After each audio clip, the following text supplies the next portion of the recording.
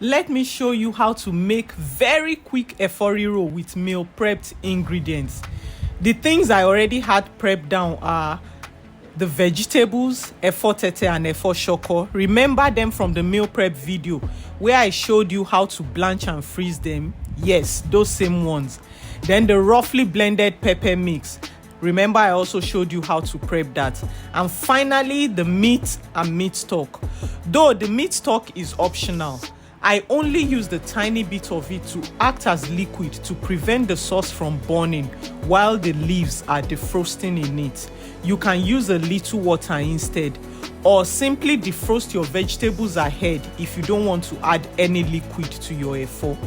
With meal prep, Efo Riro is something that can be done in 15 minutes. Very quick, very fast.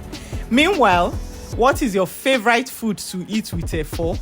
Mine will forever and ever and ever and ever be pounded yam, followed by rice. I love rice and Efo Riro. What of you?